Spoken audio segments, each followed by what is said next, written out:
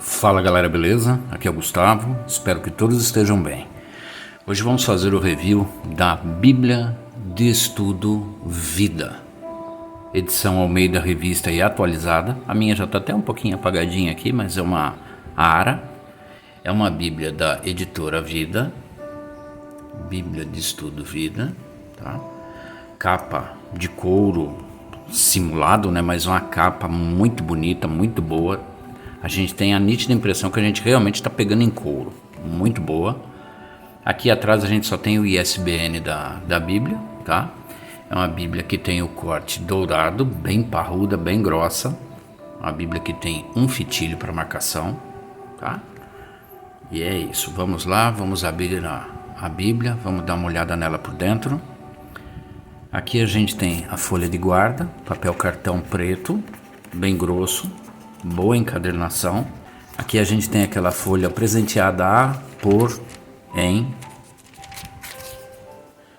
Aqui a gente tem a folha de rosto, Bíblia de Estudo Vida. Tem o provérbio 2,6 aqui, porque o Senhor dá sabedoria e da sua boca vem a inteligência e o entendimento. Almeida Revista Atualizada, editora Vida. Ficha catalográfica dela. Dá uma levantada aqui um pouquinho. Quem quiser algum dado, alguma coisa assim. A gente tem o sumário do lado direito. Introdução. Agradecimentos. E por aí vai, né? A gente tem o Antigo, o Novo Testamento. Lá no fim da Bíblia a gente tem dicionário, índice de assuntos, índice de mapas do texto, índice de tabelas, concordância, planos de leitura, índice de mapas coloridos, que na realidade não são coloridos, tá? São em preto e branco, mas de qualquer forma, aqui é só um erro na hora de colocar aqui, mas é o índice de mapas. Aí a gente tem aqui, ó, bem-vindo à Bíblia de Estudo Vida. Eu vou dar uma lida nesse trechinho aqui, tá? Qual o diferencial desta Bíblia?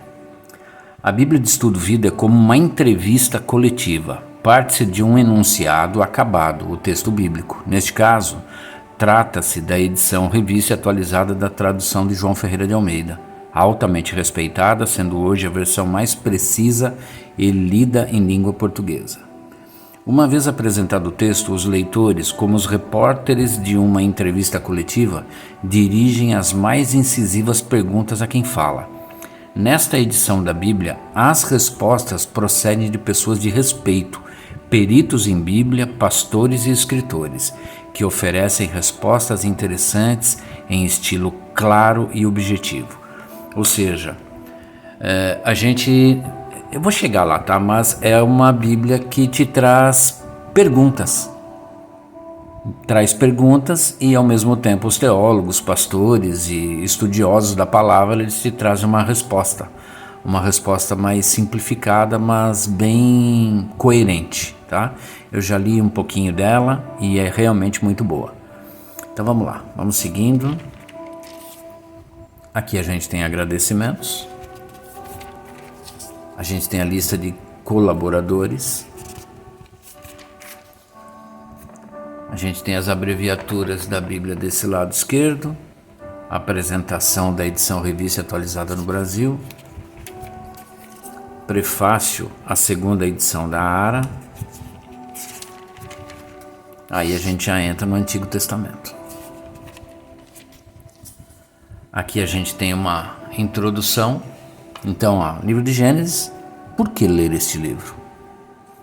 Se você é como a maioria das pessoas, talvez já se tenha preocupado com as profundas questões da vida. Por que estamos aqui? Qual o significado da vida?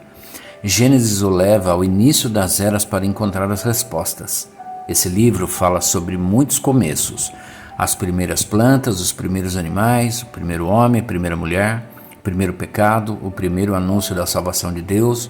Mostra também a maneira de Deus tratar com Noé, com Abrão e com muitos outros, demonstrando o desejo de ter comunhão com seu povo. Quem escreveu o livro e quando? Talvez Moisés o tenha escrito por volta do ano 1440 a.C., mas não sendo testemunha ocular da criação. dependeu da revelação divina e talvez de antigos relatos escritos e orais. O livro abrange que período da história? Desde a época da criação, data sobre a qual podemos apenas especular, até o dia em que Israel chegou ao Egito e se tornou nação, cerca de 1800 anos antes de Cristo. Por que foi escrito?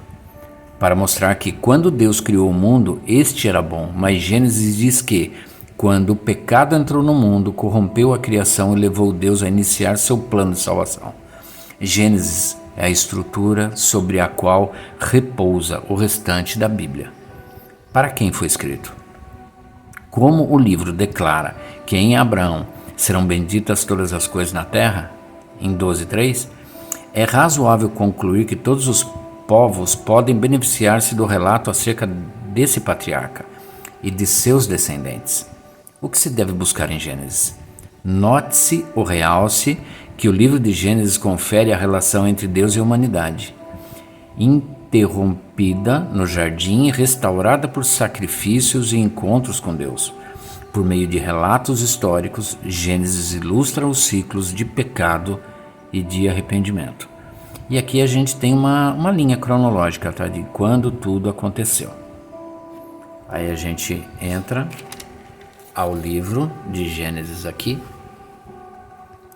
Então a gente tem Gênesis 1, o título está no centro da página, não está no cantinho, tá? Então é mais difícil da gente achar o livro, mas dá para achar, lógico.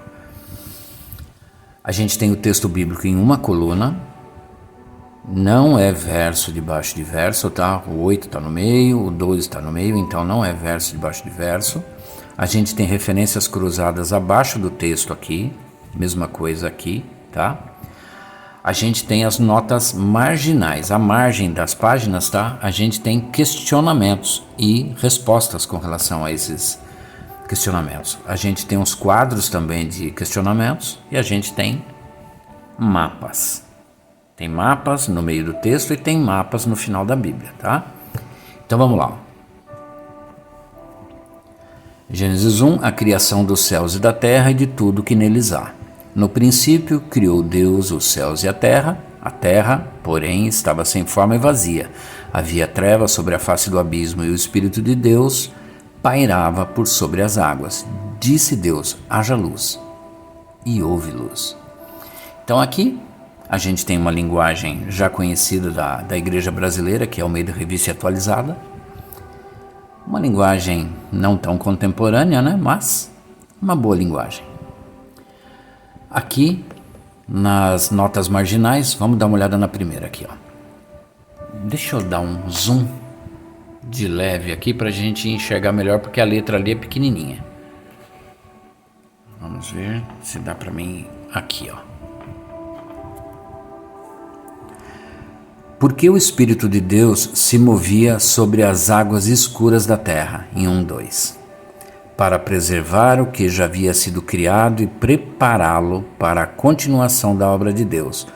O Espírito Santo participou da criação, tanto quanto as outras duas pessoas da divindade. Esse versículo celebra a função do Espírito nesse processo. Aí, seriam dias de exatas 24 horas? Em 1:5 a 31. Ver quadro, qual o nível técnico do relato da criação, capítulos 1 e 2. Quer dizer, vai ter é esse daqui, ó. Qual o nível técnico do relato da criação? Que está aqui embaixo. Aí, ó. Se alguém quiser dar uma lida, basta dar uma pausada. Tá? Mais um questionamento.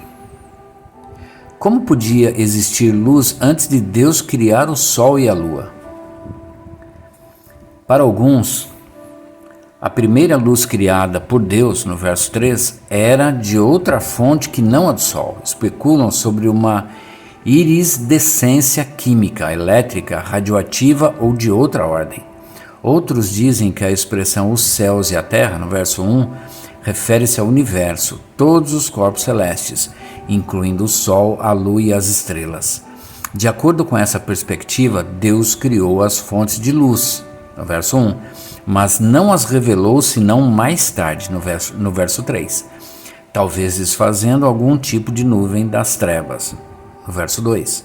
Por fim, ele completou o processo e estabeleceu o ritmo e a ordem do sistema solar, dando-nos os dias, as noites e as estações, no verso 14. Segundo essa visão, o Sol e a Lua já existiam antes de Deus lhes designar, conforme o verso 14, o lugar e o propósito. Tá? Então, vamos voltar aqui para o tamanho padrão. Aí, aqui um mapinha. Vamos para o Salmo primeiro, para a gente ver o que tem aqui. Livro de Salmos. Vamos dar uma lida no Salmo primeiro, para a gente compreender melhor a revista atualizada. Então tá aqui.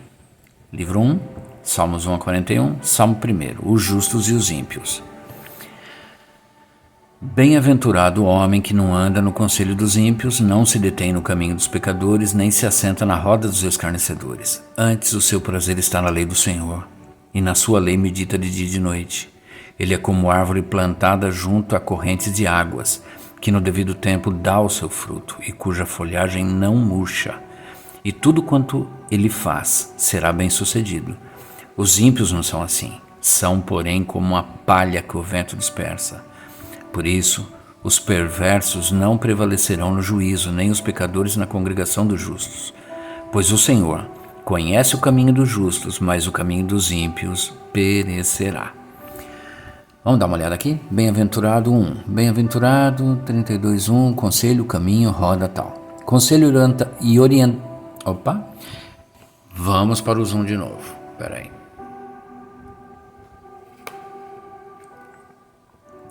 Conselho, caminho, roda, tal. Conselho é a orientação das pessoas. Caminho significa comportamento. Roda, em que as pessoas se assentam, significa posição ou atitude mental.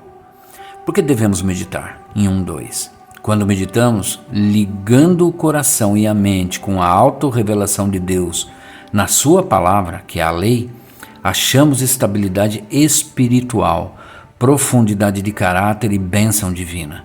Aí ver também quadro, a meditação não é também usada por outras religiões, que esse quadro está onde? Deve estar na outra página aqui, ó. Cadê? 3. Aonde está isso, gente? 3, 4. Cadê? Sumiu. Meditação. Ah, tá aqui, ó. 104:34. Tô procurando o lugar errado. Vamos ver.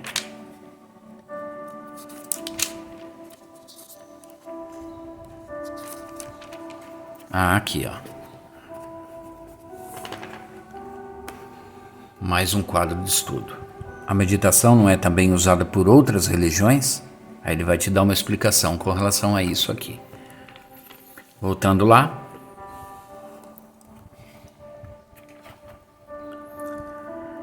Seguir a Deus proporciona sucesso? Esse salmo oferece um princípio, não é uma garantia de sucesso. Os antigos hebreus não limitavam sua definição do sucesso a aspectos puramente financeiros. Davam valor a outros fatores também, boa reputação e respeito na comunidade, por exemplo. Para os justos, o sucesso é medido não no acúmulo das riquezas, mas em experimentar a bênção de Deus nas suas palavras e ações. Aí tem outro quadro aqui, ó. Veja também o quadro. Os provérbios são promessas garantidas? Provérbios 3, 1. Vamos ver lá. Vamos dar uma olhada. Provérbios 3. Aqui, ó.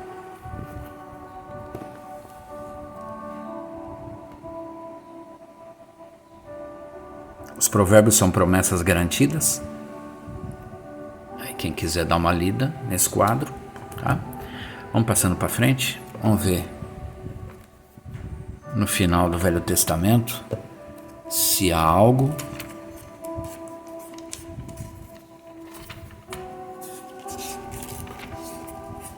Mateus, Novo Testamento.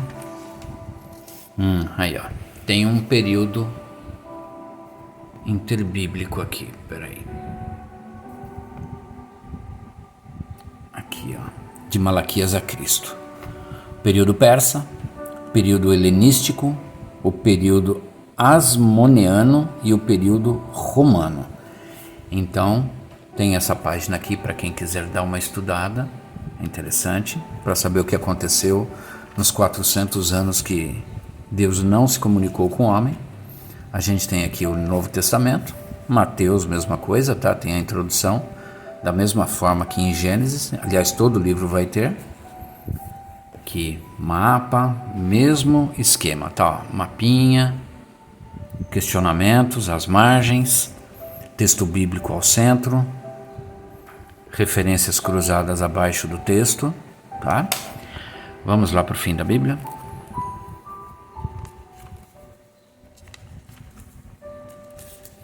Ó, um questionamento bem interessante aqui em Apocalipse no finalzinho. Como será a vida eterna? Vamos dar um zoom aqui de leve. Quem quiser dar uma estudada, basta pausar o vídeo. Voltando. Então, chegamos ao final dela. A gente tem aqui tabela de pesos e medidas. A gente tem aqui dicionário, índice de assuntos, índice de mapas do texto, índice de tabelas, concordância, plano de leitura, índice de mapas coloridos, que são em preto e branco, como eu falei, aqui também está escrito errado. Então a gente tem um dicionário. Esse dicionário traz as definições de algum dos antropônimos, topônimos, palavras e expressões que se acham na Almeida Revista e Atualizada, segunda edição. Então a gente tem aqui um dicionário, né, conciso, aquele dicionário reduzido, não é o completo da Almeida, mas é um dicionário. Índice de assuntos, que para mim é como se fosse uma concordância temática, então você tem temas aqui que é interessante, tá? Então vamos supor aqui, deixa eu ver, ó, arrependimento, tem todos esses versículos aqui levando o assunto arrependimento, e aí vai. O que é isso daqui, gente? Deus. Então tá aqui, ó, Deus, só tem isso daqui para você estudar um pouquinho. A gente vai andando, vamos lá, ok, cheguei no final. Aqui a gente tem índice de mapas do texto, tá? Então esses daqui são aqueles mapinhas que estão no meio do texto bíblico, tá? Tá aqui, ó. Índice de tabelas. Aqui, ó, vou dar um exemplo de como que é. A gente tem os utensílios, sacrifícios do Antigo Testamento, as festas do Antigo Testamento, os utensílios do templo e por aí vai. Vamos dar uma olhada em uma aqui. Os milagres de Jesus. Aqui, ó, 1591. Vamos ver como é essa tabela. Página 1591.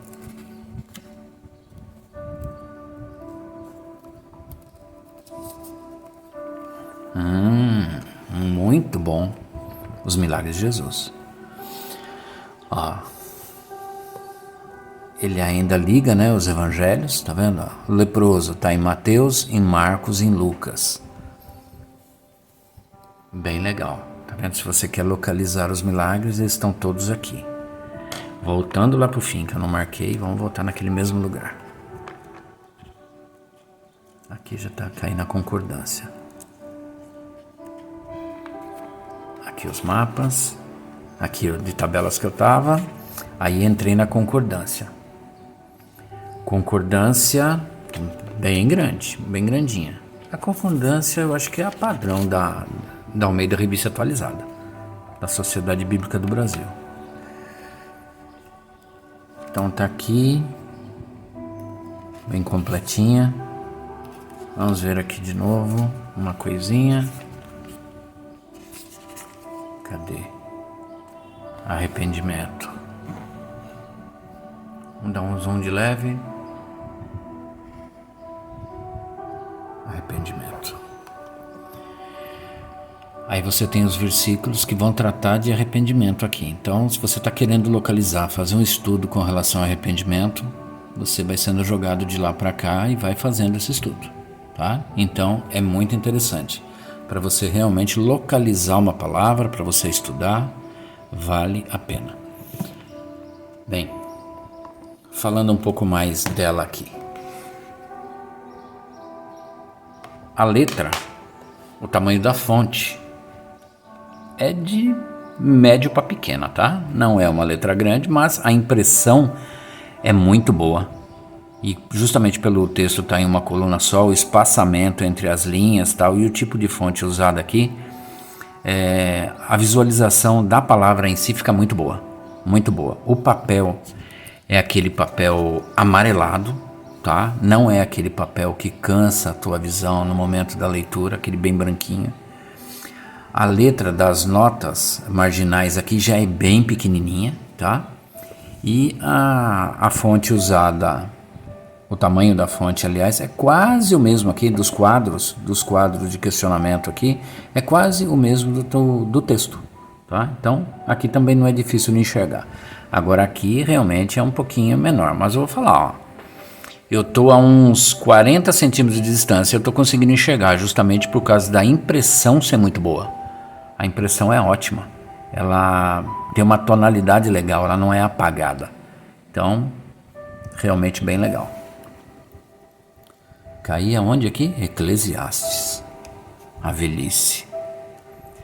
Lembra-te do teu Criador nos dias da tua mocidade, antes que venham os maus dias, e chegue os anos dos quais dirás: não tenho neles prazer, antes que se escureçam o sol, a lua e as estrelas do esplendor da tua vida, e tornem a vir as nuvens depois do aguaceiro, no dia em que tremerem os guardas da casa, os teus braços, e se curvarem os homens outrora fortes, as tuas pernas, e cessarem os teus moedores da boca, por já serem poucos, e se escurecerem os teus olhos nas janelas, e os teus lábios, quais portas da rua, se fecharem. Então é isso, gente. É uma Bíblia de estudo diferenciada, tá? Ela não tem nota, né? Tipo de estudo, nota de rodapé, alguma coisa assim.